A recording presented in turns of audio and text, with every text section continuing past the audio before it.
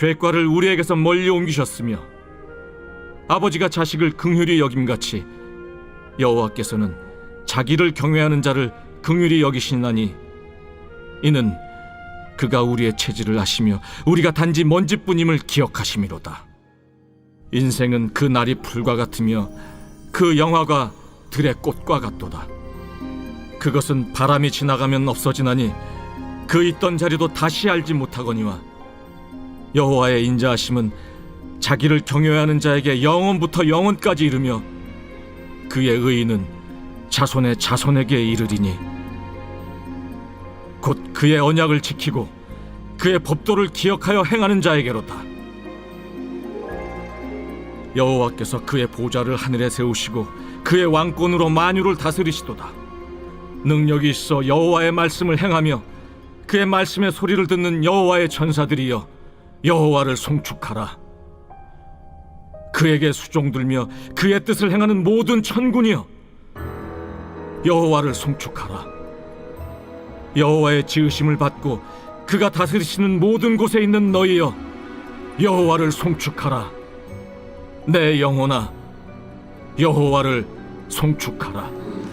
오늘 말씀은 허무한 인생에 베푸시는 영원한 사랑이라는 제목으로 말씀을 전하겠습니다. 오늘 본문의 말씀은 이제 계속해서 인간은 하나님 앞에 은혜를 입을 수 없음에도 헤세드, 즉 언약적인 사랑에 의해서 끊임없이 하나님께서 베푸신 사랑을 베푸신다, 이런 이야기로 말씀을 하고 있습니다.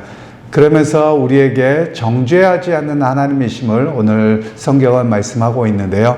12절 말씀에는 동이 서에서 먼 것 같이 우리의 죄가를 우리에게서 멀리 옮기셨으며, 동쪽에서 서쪽까지가 정반대지요. 그처럼 하나님께서 우리의 죄를 기억하지 않으시는 것이 끝에서 끝인 것처럼 기억하지 아니하시겠다, 이렇게 말씀합니다.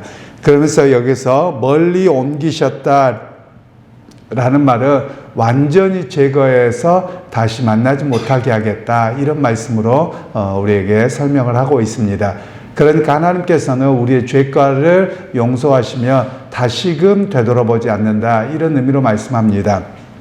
사실 우리는 그렇게 하지 않습니다. 우리는 보통 어떤 사람이 잘못하거나 또는 부부간에도 마찬가지고 조그만 실수가 있으면 그걸 자꾸 우려먹습니다. 그래서 옛날에 그랬는데 또 그랬어. 맨날 우리는 이렇게 살아가거든요. 그러니까 우리는 하나님에 대한 오해도 그렇게 할 때가 있습니다. 하나님이 뭔가를 잘못했으며 하나님 앞에 우리가 무엇인가를 잘못했으며 하나님께서 용서하신다고 선언이 있었으며 그걸 잊어버려야 되는데, 우리는 다시 그것을 가지고 혹시 나를 이것 때문에 또 하나님이 혼내시면 어떡하나, 무서워하게 하시면 어떻게 하나, 이런 매번의 우리의 두려움이 있는 것이지요. 그런데 오늘 성경에서는 분명히 하나님께서는 동이 서에서 먼 것 같이 그 죄과를 결코 기억하지 아니하시겠다, 이렇게 말씀을 하고 있습니다.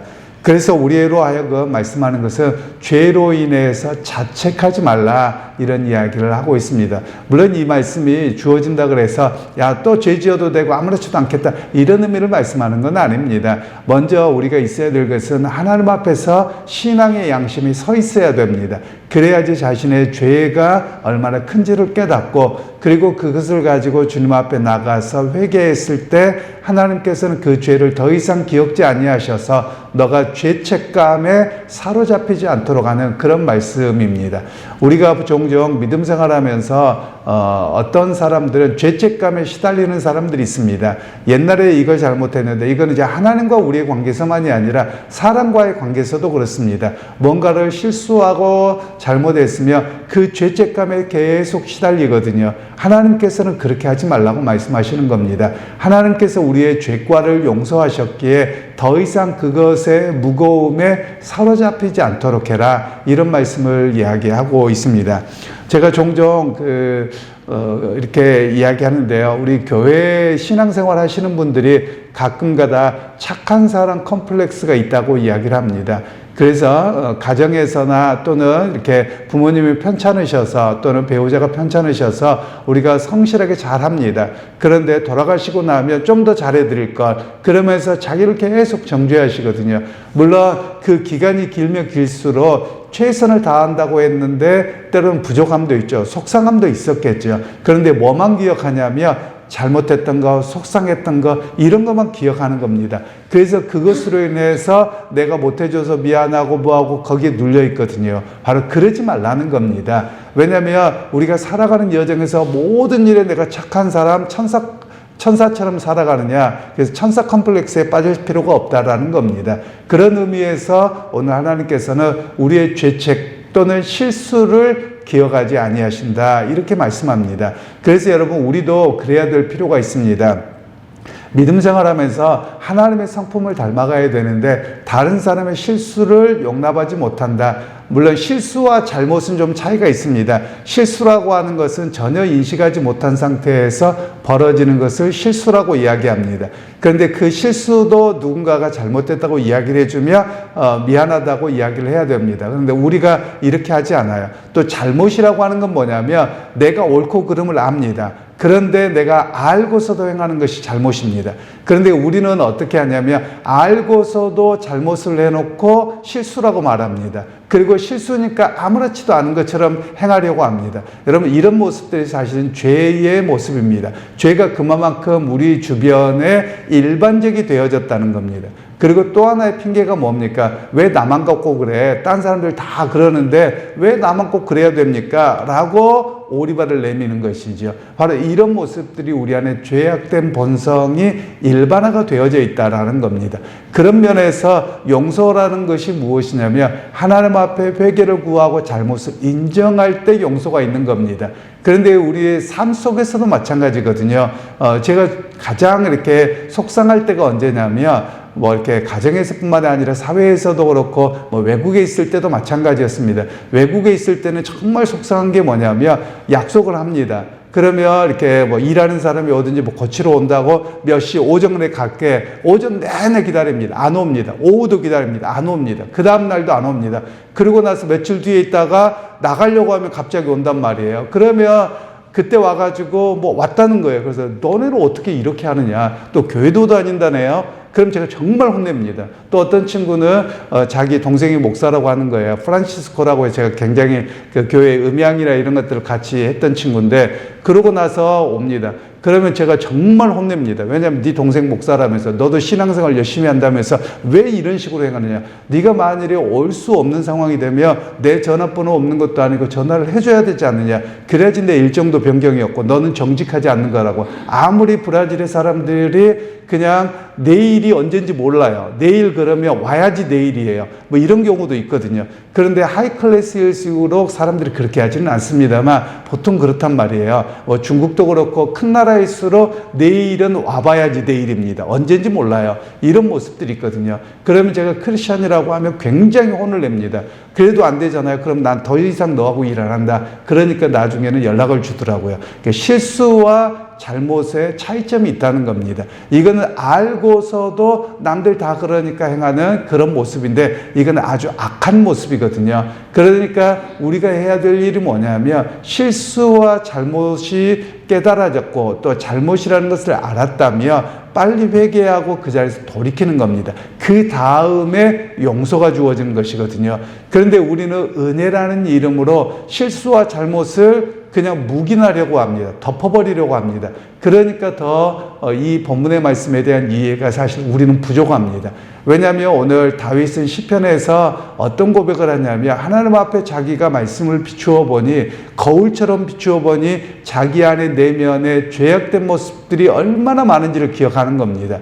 실제로 우리 기독교 역사에서 보면 신앙의 깊은 영성에 들어갔던 영성가들이라고 합니다. 이런 분들은 어느 정도의 기도를 하냐면 잠자가는 것, 심지어 먹고 싶은 것, 이런 것도 내 안에 죄악된 욕망으로 느낍니다. 얼마나 이것에 대해서 놓지 못하는가. 이것을 깨닫고 기도하거든요. 그래서 그것까지 하나님 앞에 회개하던 사람들이 우리 기독교 역사에 있습니다. 물론 지금도 그런 사람이 없는 건 아니고 있죠. 그래서 우리가 고난주간에 금식을 하면서 우리가 깨달아야 될 게 얼마나 먹고자 하는 욕망이 큰지, 그리고 이거는 뭐냐, 살고자 하는 욕망이고요. 그리고 내려놓지 못함이라고 하는 것이거든요. 그래서 그것과 싸우는 것이 금식이라고 이야기를 하는 겁니다.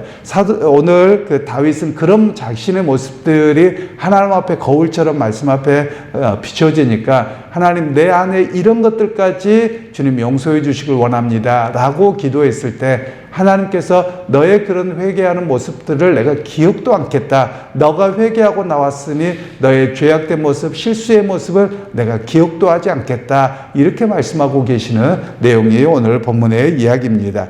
그러면서 오늘 14절에 이는 그가 우리의 체질을 아시며 우리가 단지 먼지뿐임을 기억함이시미로다. 여기서 먼지라고 되어지는 것은요, 하나님께서 창세기에 사람을 만드실 때 그 단어가 먼지라는 단어입니다. 그러니까 우리말로는 그냥 흙에서 아담을 만드셨다 이렇게 되어져 있는데, 원래 그 히브리어로 이야기하며 아다마에서 만들어서 아담이라 하리라 이렇게 되어져 있습니다. 그러면 아다마가 무슨 뜻이냐면 흙의 먼지입니다. 그러니까 고운 흙을 불어버리면 흔적도 없이 사라질 존재죠. 그런데 여기에 하나님께서 생기를 불어넣으셔서 아담, 즉 사람을 만들어 주셨다라는 겁니다. 오늘 시편 기자는 그 이야기를 하면서 내가 하나님이 불어버리면 아무것도 아닌 먼지뿐인데도 불구하고 하나님 나를 기억해 주셨습니다 라는 고백을 하는 겁니다. 여러분, 우리가 항상 기억해야 될 일이 있습니다. 우리가 보통 기도할 때 하나님 나 같은 것도 사랑하셔서 라고 하는 고백은 정말 맞는 말씀입니다. 왜냐하면 하나님이 우리를 버리셔도 심판하셔도 하나님 손에 날 게 아무것도 없습니다. 정말 먼지보다도 못한 존재가 하나님 앞에서 우리의 존재거든요. 그런데도 하나님께서는 우리를 선택해 주시고 우리를 돌봐주시고 또 우리에게 때때로 인도하시고 동행하시는 분이라는 겁니다. 그래서 우리가 어떤 것을 하나님 내게 무엇을 해 주시지 않아도, 내 기도대로 응답해 주시지 않아도 그냥 나를 용납해 주신 그 자체가 은혜인 것을 우리가 고백할 수 있어야함을 말씀하고 계시는 겁니다. 결국 여기에서 우리가 먼지뿐임을 아심에도 불구하고 하나님은 어떤 분이신가, 그 고백을 하고 있는데, 하나님은 우리에게 완벽함을 요구하지 않으세요. 오히려 우리에게 요구하시는 것은 내가 먼지뿐이고 정말 보잘것없지만 그래서 나는 하나님을 의지하고 살아갑니다. 이 고백이 바로 우리의 고백이 되어야 함을 오늘 성경은 말씀을 하고 있습니다. 그래서 오늘 우리는 하나님 앞에서 연약한 존재예요. 정말 보잘것없는 존재이지만 그래도 하나님이 나를 인정해 주셨고 보살펴 주셨습니다. 이 고백이 우리에게 매일같이 있어야 됨을 말씀하고 있습니다. 그리고 이제 17절 말씀에는 여호와의 인자하심은 자기를 경외하는 자에게 영원부터 영원까지 이르며 그의 의는 자신의 자손에게 이르리니. 즉 하나님은 어떤 분이시냐, 여기에서 나오는 인자하심이라는 말은 헤세드라고 하는 단어인데요, 계속 말씀 나왔던 부분인데 언약적인 사랑입니다. 하나님께서 언약 안에서 끊임없이 돌보시는 사랑을 바로 이 헤세드의 인자하심의 사랑이라고 이야기합니다. 그래서 하나님께서는 무엇을 기억하시느냐, 내가 개인적으로 하나를 잘했다 못했다 이렇게 보지 않으세요. 구약에서는 하나님께서 아브라함과 맺으시고 계속 족장들과 나는 너의 하나님이 되고 너희는 내 백성이 되리라 이렇게 언약을 맺으셨거든요. 그 언약에 따라서 이스라엘 백성들을 끊임없이 돌보주셨고 인도하셨거든요. 오늘 우리에게도 마찬가지입니다. 구약에 나는 너희 하나님이 되고 너희는 내 백성이 되리라고 하는 그 언약의 말씀과 또 예수 그리스도께서 십자가에서 못 박혀 죽고 부활하심으로 말미암아 그 십자가의 언약으로 우리를 끊임없이 사랑하시는 분이 우리 하나님이신 것을 이야기합니다. 즉 내가 무엇을 잘해서, 물론 하나님이 예뻐하시기도 하겠습니다만 내가 헌금을 많이 드려서 봉사를 많이 해서 내가 좀 예쁘고 내가 똑똑해서 이래서가 아닙니다. 하나님의 사랑은 철저하게 언약에 기초한 사랑이다 라는 것을 우리가 바르게 이해할 필요가 있겠습니다. 결국 우리의 삶은 어때야 되느냐? 이 하나님과 언약을 맺은 나 자신입니다. 나도 하나님과의 언약 안에 들어갔기에 나도 언약에 기초해서 하나님께 신실한 믿음으로 살겠습니다. 충성을 다하겠습니다. 이런 고백이 우리의 고백이 되어야 하는 것이지요. 그러게 여러분, 오늘 우리도 매번 기억해야 되는 것은 하나님은 나를 사랑하셨기에 나도 그 하나님을 의지하고 경외하고 믿음으로 살아갑니다. 이 응답이 우리에게 매번 있어야만 하는 것이지요. 그러기에 여러분, 오늘 또 하나님의 그 신실하신 그 언약적 사랑을 기억하면서 오늘의 삶 속에서도 믿음으로 신실하게 하나님께 응답하고 살아가는 그런 모두가 되시기를 주님의 이름으로 축원합니다. 하나님, 오늘 또 우리에게 은혜 베풀어 주셔서 믿음의 자리에 오게 하시고 하나님이 누구신가를 바르게 알게 하셨습니다. 깨닫게 하셨습니다. 먼지보다도 못한 우리이지만 그러나 하나님의 언약을 기억하사 사랑하셨기에 오늘 또 우리의 그 언약에 신실한 응답으로 믿음으로 하나님을 의지하고 살기 원합니다. 삶의 자리에서 날마다 동행하시고 은혜를 더하여 주옵소서. 예수님의 이름으로 기도하옵나이다. 아멘.